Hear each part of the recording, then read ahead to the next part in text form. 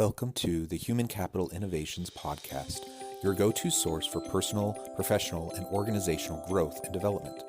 We hope you tune in often for all things people management, organizational development and change, organizational leadership, and social impact related. Maximize your personal and organizational potential with Human Capital Innovations Podcast.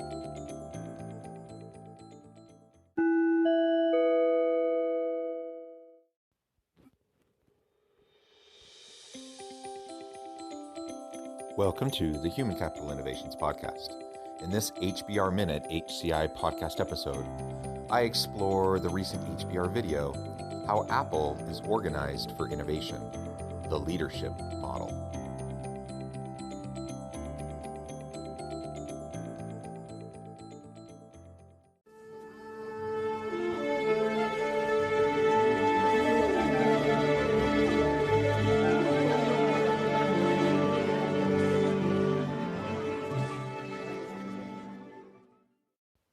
Welcome back to the Human Capital Innovations Podcast. It's great to be with you again today for this HBR Minute HCI podcast episode, where I'll be exploring the second installment in the How Apple is Organized for Innovation series. This is a three-part series offered by Harvard Business Review, where they explore the different aspects of innovation at Apple. This week, they're focusing on the leadership model. Last week, we explored the first installment in the video, the functional organization, and next week I'll be looking at the third installment, leadership at scale. Ever since Steve Jobs implemented the functional organization, Apple's managers at every level, from senior vice president on down, have been expected to possess three key leadership characteristics: deep expertise that allows them to meaningfully engage in all the work being done within their individual functions, immersion in the details of those functions, and a willingness to collaboratively debate other functions during collective decision-making. When managers have these attributes, decisions are made in a coordinated fashion by the people most qualified to make them. Thanks for joining me for this episode, and I'll catch you on the flip side of this first clip. Back in 1997, Steve Jobs implemented the functional structure at Apple. That is, he divided the company into departments based on domain expertise, rather than traditional business units.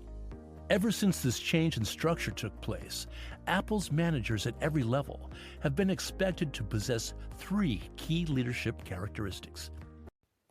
So you may recall from the first installment of this three-part series, which I explored last week, the functional organization. Steve Jobs, when he came back and was placed as CEO in the 90s, after departing from Apple, being forced out actually, he was invited back because they were going bankrupt. They just weren't functioning. And so he decided that he wanted to shake things up, and he went about organizational redesign in order to accomplish his goals towards a more innovative and learning organization. And so he established an organizational design and structure that was more functional in nature, rather the more what was at the time these product divisions that oversaw different areas. He saw it as very important to structurally set up a system that would allow for all of the expertise within the organization to work together to bring about new products rather than being siloed. And we explored that video together last week, and I invite you to go back and check out that in more detail. You can check out that episode to hear about all of the different elements of why they decided to do that and how it got implemented and got carried out.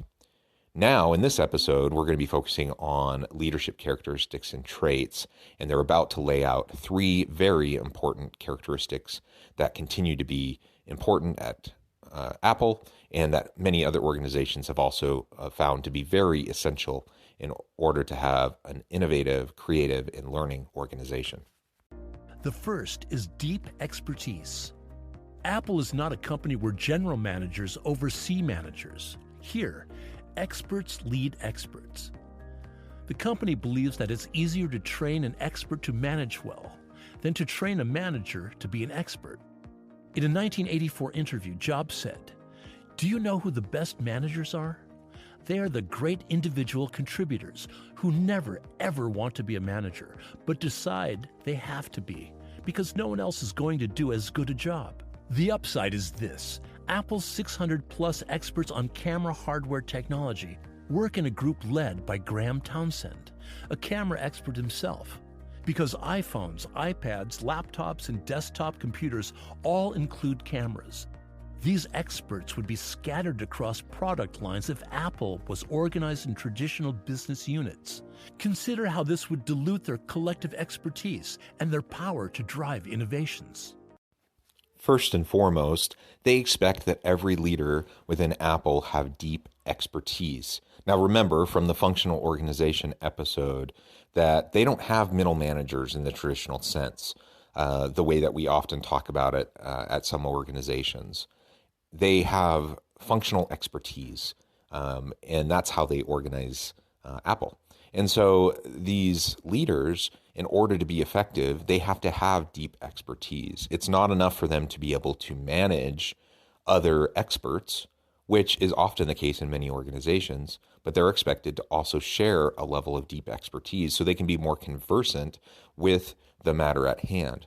And so in this clip, in the example, they talked about having expertise in terms of the dual camera lens for the various Apple devices. If you had the expertise diluted and divided out across the organization into each product line, you wouldn't have the potential for these top experts across the organization to come together, have a meeting of the minds, and ultimately come up with the best possible solutions for the camera configuration for these devices. And essentially, they end up having integrated kind of an approach where they can have similar types of camera options, or any technical option for that matter, across devices, and they leverage the shared expertise across the organization. All of this is led by the organizational leader with that shared expertise as well. And so it can't be underestimated the importance of having expertise. I will say with a caution, though, we also have to be very careful that we don't allow leaders with expertise to think that they have all of the expertise. I don't think that's what they're suggesting in this video at all, but that's something that I see in organizations often, where the leader sees themselves as the expert, the with a capital T, so everything has to flow through them, and they don't trust or lean on their people, the other experts within their area. In fact, what we need is collaboration, and so we need to recognize that every expert team, they bring their own insights to the table that are important to consider as we're trying to find the best possible solutions for whatever product or service that we're trying to provide through our organization. In this case, with Apple, of course, we're talking about iPads, MacBooks, iPhones, and such. The second leadership must at Apple is an immersion in the details.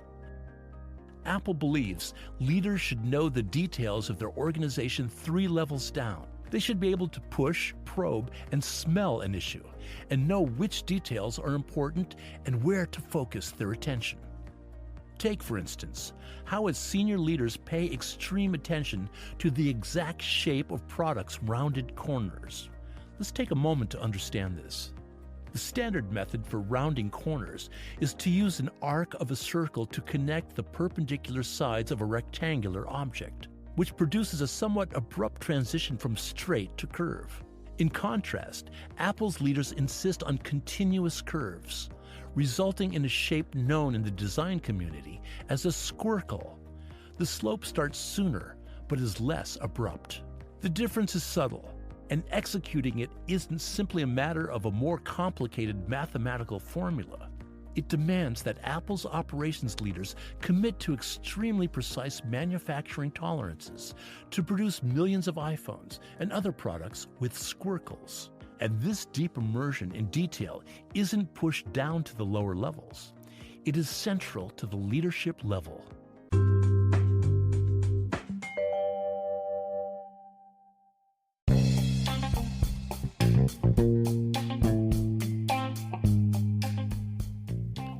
I'm excited to announce the publication of my new book from HCI Press, The Alchemy of Truly Remarkable Leadership. ordinary, everyday actions that produce extraordinary results. Consider how the nature of work has shifted over the past 50 years. With increased globalization, rapid technological advancement, and the shift in economic composition, the average job of today looks very different than the average job of 50 years ago. What will the jobs and organizations of tomorrow look like? Moreover, what does this all mean for organizational leaders? What are the core competencies and capabilities of organizations and their leadership that are prepared for continued disruption and geopolitical and socioeconomic shifts? Regardless of what the future holds, increasingly, leaders need to be socially minded, data-driven, decisive, champions of talent, and disruptors of the traditional notions of leadership, teams, organizations, and work.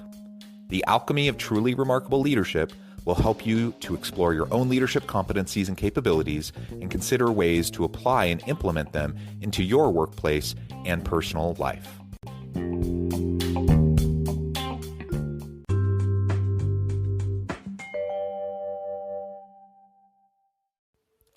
Knowing the details and being immersed, I find that really intriguing. And again, this is a potentially dangerous characteristic because what we don't want in immersion in the details is someone who's a micromanager.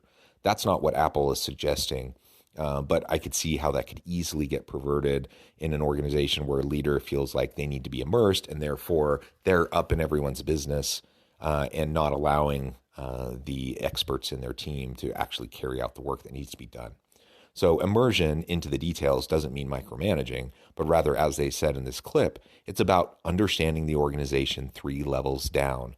You need to know enough that you understand the interplay and the interactions between different units, different divisions, different product teams, different innovation teams and such, the different technical units and whatever the case may be for Apple specifically or any organization that we're talking about.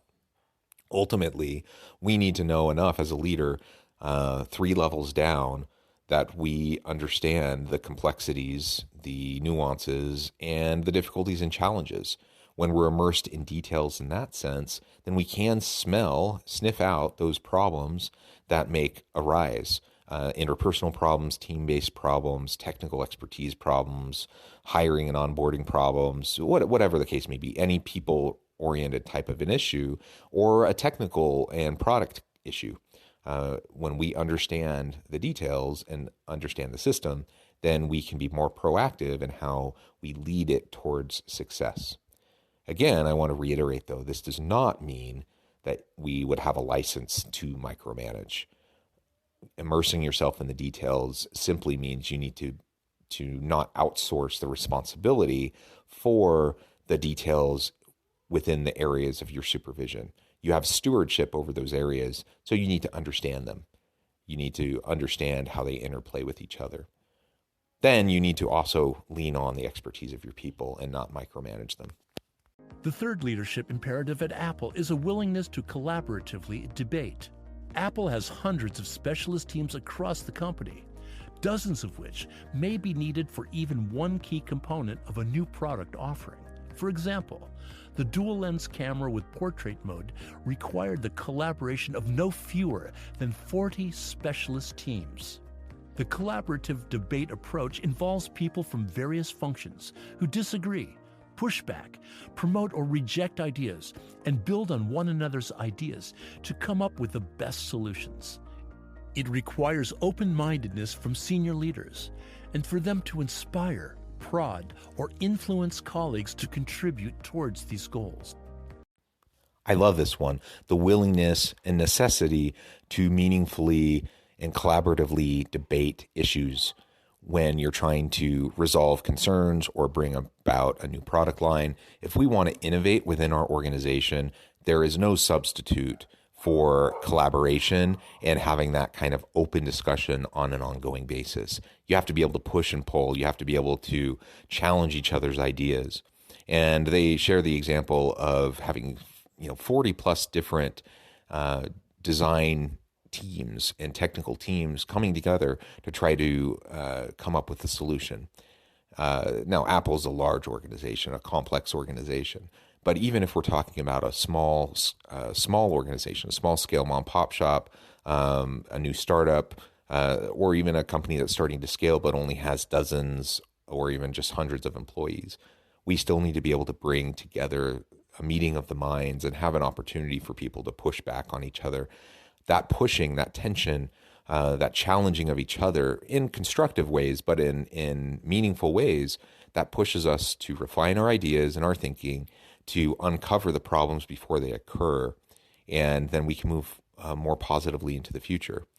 That is what drives innovation. Most innovation, most creativity does not happen with a spark of inspiration in one individual person. It usually is part of a process that's set in place with mechanisms to support innovation, knowledge sharing, challenging, even speaking up and dissenting, where people can openly and honestly share their viewpoint without being punished for sharing their perspective. There has to be psychological safety there in order for this to happen. You have to have a culture where people recognize and understand that they are expected to contribute, and that they won't be disciplined or harmed if they contribute in a way that seems perhaps to be challenging to whatever a leader says that they want. This requires a lot of security on the part of the leader. Unfortunately, in my experience, many leaders are quite insecure. They are trying to hold on to power. They're trying to hold on and leverage themselves as the expert in their area, and they want everything funneling through them in a sense to protect their job, or perhaps they have some imposter syndrome going on where they don't feel totally up to the challenge, and so they want to put on a facade and make sure everyone knows that they are in charge and that they have everything handled. Whatever the case may be, whatever the reason for the insecurity, a lot of leaders are insecure. And so at a place like Apple, if you're going to have a collaborative type of culture where people can openly and actively debate and challenge one another, you can't have insecure leaders. You have to have people that are open to that, who embrace it and even push for it and challenge others to challenge them. I think that's a beautiful thing. And when we see that in organizations, they tend to be more creative and innovative, more productive, and people simply tend to have more passion for their work because they know that their voice is heard. To recap then, deep expertise, immersion in details, a willingness to collaboratively debate. When managers have these attributes, decisions are made in a coordinated fashion by the people most qualified to make them. Like it does at Apple, adding to its innovation and success. I think these are three excellent points that most organizations would do well to try to emulate in some way. Now, obviously, not every organization's an Apple. Not every organization's a tech company. Not every organization's trying to bring tech products to market. Every organization, every industry is a little bit different, and they have to do what's unique and authentic to them and their leadership style and their culture. That said, I think these three elements can help us as we try to be more creative and innovative and to drive a more sustainable organization that can continue to be competitive in an increasingly hyper competitive marketplace where we're facing challenges not just locally, not just nationally, but abroad in terms of labor, in terms of supply chain, and every other aspect of the organization. We have to be competitive and maintain our competitive advantage, and that only happens as we can drive innovation in a continual way, where we can leverage new technologies, where we can get the best expertise out of our people. And these three leadership characteristics, while not rocket science, I do think they're generally a bit rare to have all of those characteristics within an individual leader. And so we need to be looking for those types of things and then see how it fits within our specific context, within our particular organizational paradigm. As always, thank you for joining me for this episode of the Human Capital Innovations Podcast. I hope you stay healthy and safe, that you can find meaning and purpose at work each and every day, and I hope you have a great week.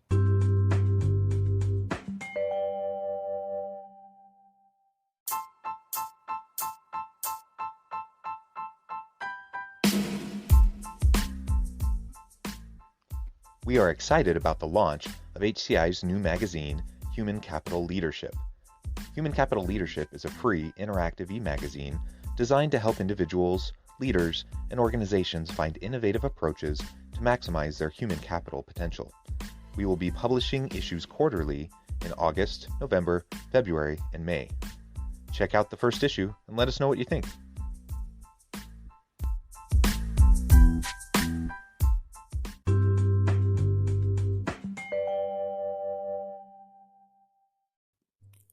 Thanks again for joining us for this episode of the Human Capital Innovations Podcast. I hope you stay healthy and safe and that you have a great week.